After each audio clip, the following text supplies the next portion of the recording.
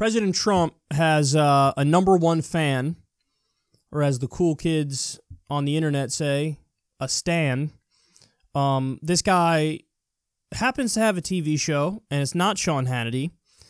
It is Lou Dobbs, and the people at Media Matters put together some of his, cringiest, most sycophantic moments. Take a look. The joint is hopping. At every level, on every floor, this White House is energized. There's sunshine beaming throughout the place and on almost every face. It's winner and winning center.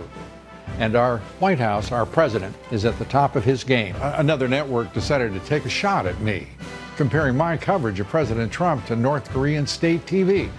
We can thank God for this president. Absolutely. I can almost hear the entire nation, almost the entire nation, applauding the president. Pastor Robert Jeffress always talks about this president. God sent this president. He is a person of providence. And I'll tell you, the evidence is accumulating mightily to support the pastor's view.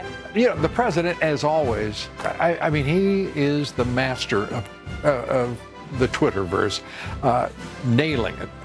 They are human scum. Our president nailing it. This president is a genius at branding politically. Where are Al Sharpton, Jesse Jackson, and why aren't they saluting this president and saying, let's work together and get beyond the partisan nonsense instead of indulging in this race-baiting nonsense? I have been told reliably that the president has never talked to a group, a rally, in which there was a vacant seat. Can you imagine? Thank you to President Trump, who at his rally in Kentucky, he had about, I think, 40,000 folks at that rally, said this to the assembled crowd. The great Lou Dobbs. And he said when Trump took over, President Trump, he used to say, Trump is a great president. Then he said, Trump is the greatest president since Ronald Reagan. And then I said, he's the greatest president ever. And I meant every word of it. We are fortunate, blessed to have a president who was made for such times. What could we do if this president were unfettered by the demons of the left? The Adam Schiff, phony baloney, rollicking, frolicking, sanctimony, and pomposity medicine show rolled on to Capitol Hill this morning. The Democrats have stolen an election by that fraudulent so-called Russian collusion investigation. The president has prevailed against the evil forces that for a time challenged the republic itself. And President Trump succeeding precisely because he is the great American who exalts those values and heritage of this nation and means to assure the American dream for all our citizens. He's restored this country's sense of self, its identity, its traditional values. This president is, if you will forgive the expression, jawboning like no other ever has. We have a president who has achieved historic status with his achievements. The president has managed to build an unprecedented list of accomplishments. We were scrolling his achievements. And we got tired of scrolling. I've got to be honest with you. He said we'll get tired of winning. We'll never get tired of winning. But I was getting tired of scrolling.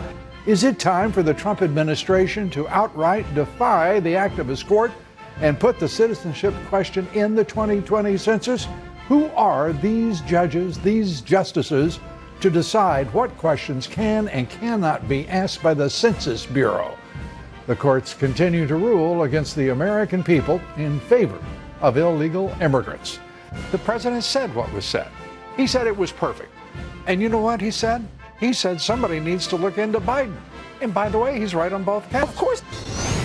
I love this idea of the president's, and I just got to tell you, I've been hoping for this for a very long time. These fools are all left-wing, anti-nation actors, and we should be very clear about what they are. They're working against this country and its destiny. Have a great weekend. The president makes such a thing possible for us all. Good night from New York. Come on, dude. Come on, man. That's so sad. That's some of the saddest stuff I've ever seen in my life. I mean, how is it even possible to agree with somebody that much? I'm a big supporter of Bernie Sanders, and I have 6, 7 different areas of criticism of him where I completely disagree. Probably the most important one being BDS, Boycott, Divestment, and Sanctions Movement. Decriminalizing all drugs. I think I'm in favor of it. He's against it. Sex work. I'm in favor of legalizing, taxing, and regulating it. He's not. Like, there are plenty of areas. This is a guy who I generally agree with, but there's so many areas where I'm just like, no, I'm not with him on that. But has he never met a thing Trump did that he doesn't agree with? Because that's what that looks like to me. That's what that looks like to me. You'd have to ask him. You have to be like, hey, man, can you name one thing, anything, one thing where you disagree with President Trump?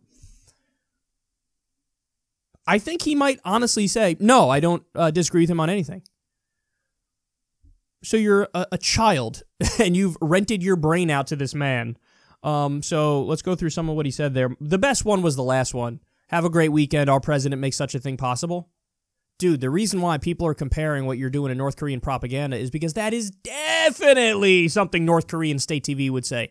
Absolutely. Have a good weekend. Our president makes such a thing possible. What? He said, I like how he repeated Trump's silliest line yet. Remember when the call was released of Trump talking to the Ukrainian president, and he repeatedly referred to it as, quote, the perfect phone call. It's one thing to be like, I didn't do anything wrong. Or, you could go with the line of like, yeah, I may have done something wrong, but it's not illegal, so back off. No, he went with, I made the perfect phone call. And Lou Dobbs unironically went out there and said, he's right, it was the perfect phone call. He says that he was the best president ever.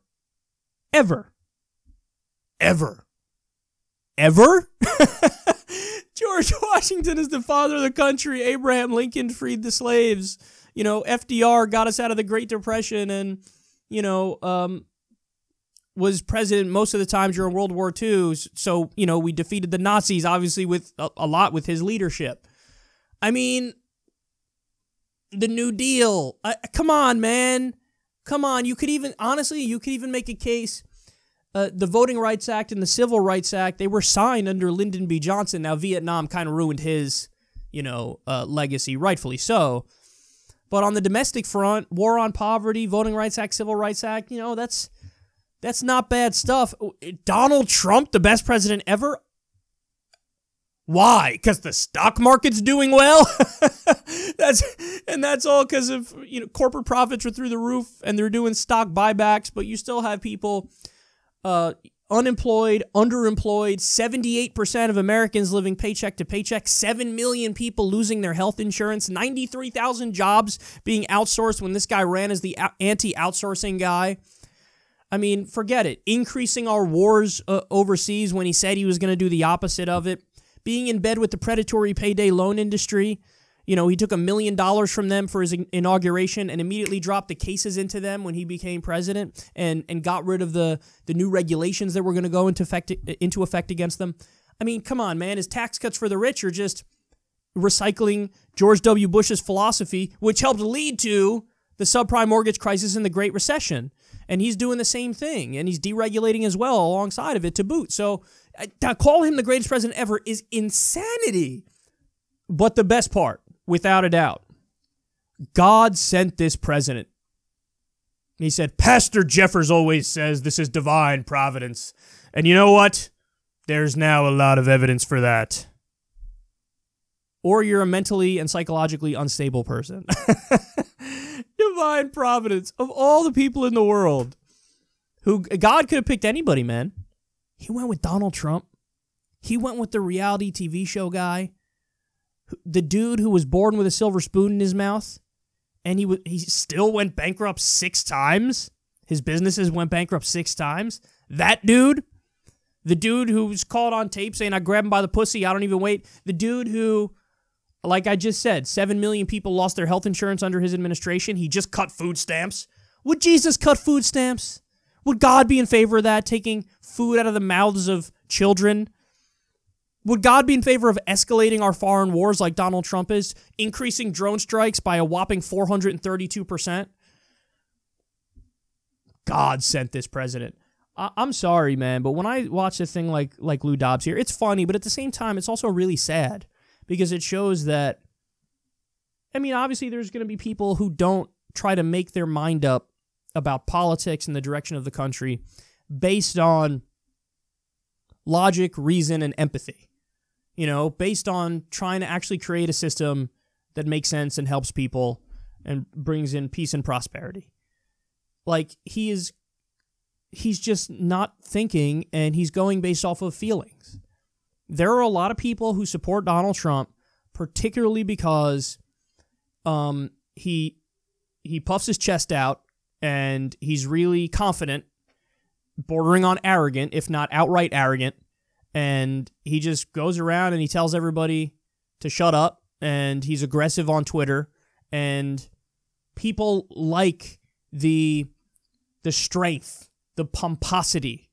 They like a guy who tells everybody to piss off at a time when, you know, many people immediately kowtow. Many people immediately bend the knee and will give in. Trump does the opposite. He never gives in. He never changes his mind. He never corrects himself.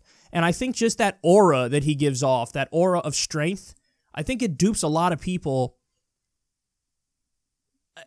To be honest, man, most of them older white men. I mean, that mostly is the case. I mean, he has supporters, obviously, who aren't old white men, but the numbers show it's overwhelmingly older white men. For whatever reason, he casts a spell on them, man. Donald Trump is what Oprah is to everybody else in the country, Donald Trump is to white men. He's the white man's Oprah, where it's just like, oh my God, he can't do any wrong, because people think about, well, oh my God, she can't do any wrong. It's like, that's how they look at Donald Trump. Like, he's this weird, almost like savior character. And the details and the specifics be damned. He just gives them that feeling. And, I mean, listen, Lou Dobbs is a well-off, old, rich, white dude who's been on TV since, like, the 1990s. So he's got health care. He's got all the money in the world. He's comfortable. So for him, he could just project on everybody else. I guess everybody else is doing pretty well because, I don't know, look at the stock market. And look at our confident president. And, you know, he's falling for it hook, line, and sinker, man. I don't think it's just an act. I want to say that as well, just to be clear. I don't think it's just an act. I think he actually has this kind of fawning adoration for Trump, which makes it extra sad.